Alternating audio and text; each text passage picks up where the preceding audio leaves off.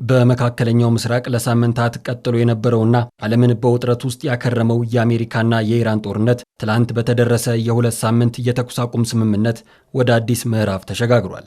ይህ ስምምነት ከመደረሱ ጥቂት ሰዓታት በፊት ፕሬዝዳንት ዶናልድ ትራምፕ ኢራን በተቀመጠላት ሐሳብ ካልተስማማች ስልጣኔዋ እንዳልነበር ይሆናል የሚል እጅግ አስፈሪ ዛቻ በመሰንዘር የኢራን የኃይል ማመንጫዎችና ድልድዮች የሚወድሙበትን የኃይል ማመንጫና የድልድይ ቀን ብለው የሰየሙትን የጊዜ ገደብ አስቀምጠው ነበረ።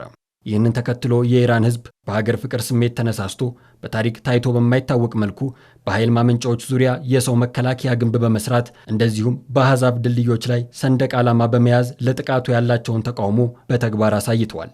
ሆኖም ይህ የጥፋት አፋፍ ላይ የነበረው ጥረት በዲፕሎማሲያዊ ጥረት ተቀይሮ የሰላም መዝሙር እንዲዘመር አስችሏል።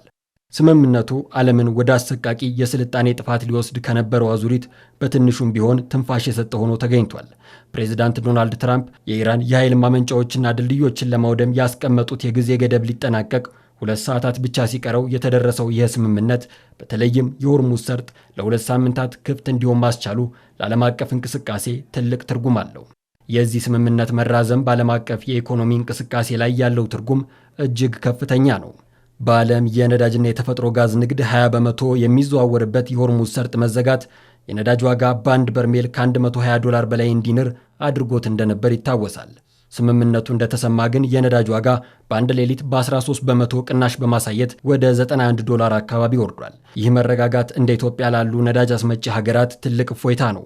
ተንታኞች እንደሚሉት ግን ይህ ስምምነት ወደ ዘላቂ የሰላም ስምምነት እንዲያድግ መሰራት አለበት። ስምምነቱን ተከትሎ የዓለም የአክሲዮን ገበያም መነቃቃት አሳይቷል።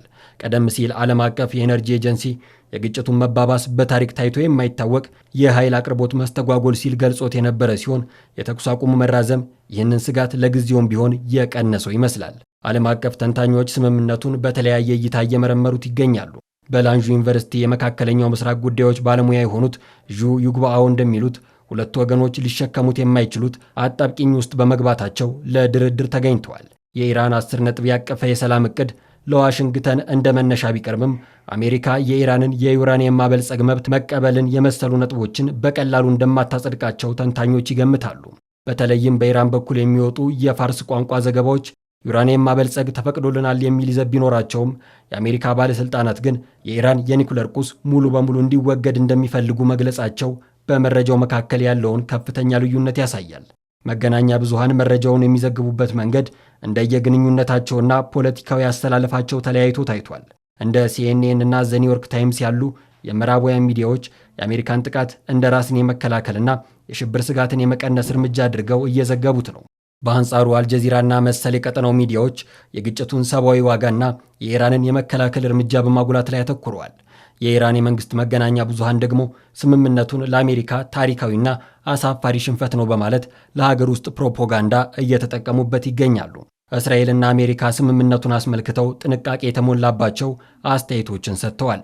ፕሬዚዳንት ዶናልድ ትራምፕ ስምምነቱን ለዓለም ሰላም ትልቅ ቀን ሲሉ የገለጹ ሲሆን ለኢራንም ወርቃማው የመካከለኛው ምስራቅ ዘመን ሊመጣ እንደሚችል ተስፋ ሰጥተዋል። ሆኖም እስራኤል ስምምነቱን ብትደግፍም ጠቅላይ ሚኒስትር ቤንያሚን ኔታንያሁ በሰጡት መግለጫ የተኩስ አቁሙ ሊባኖስን እንደማይጨምር ግልጽ አድርገዋል። እስራኤል በሊባኖስ የሚገኘውን የሂዝቦላ ይዞታ መምታቷን እንደምትቀጥል መግለጿ የተኩስ አቁሙ በሊባኖስ በኩል ባለው ግንባር ሊፈርስ የሚችልበትን ስጋት ከፍ አድርጎታል። ይህ የአቋም ልዩነት በፓኪስታን የሚካሄደውን ድርድር እጅግ ፈታኝ እንደሚያደርገው ተገምቷል። በዚህ ስምምነት ውስጥ ከፓኪስታን በተጨማሪ የሌሎች ሀገራት ሚናም ታይቷል። ፓኪስታን እንደ ዋና አስታራቂና ድርድር አዘጋጅ ብትቀርብም ኦማን የሆርሙዝ የባህር ሰርጥን እንቅስቃሴ በቴክኒክ የማገዝና መርከቦች ክፍያ እንዲከፍሉ የማድረግ ሚና ተሰጥቷታል።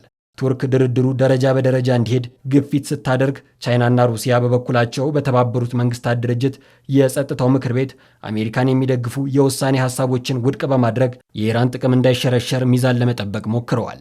በተለይም ቻይና የነዳጅ አቅርቦቱ እንዳይቋረጥ ያላትን ፍላጎት ተከትሎ በኢራን ላይ ጫና በማድረግ ስምምነቱ እንዲደረስ ሚና መጫወቷ ይነገራል። በአጠቃላይ ይህ የ2 ሳምንት የተኩስ አቁም ዓለምን ከአሰቃቂ ጦርነት የታደገ ቢሆንም መሠረታዊ የሆኑት የኒኩለር ፕሮግራምና የቀጠናዊ የበላይነት ጥያቄዎች ምላሽ አላገኙም። በመጪው ዓርብ በፓኪስታን ኢስላማባድ የሚጀምረው ድርድር ይህንን ጊዜያዊ እፎይታ ወደ ዘላቂ ሰላም ይለውጠዋል ወይስ እንደገና ወደ ጦርነት አውድማ ይመልሰዋል የሚለው ጉዳይ አሁንም የዓለም ስጋት ሆኖ ቀጥሏል።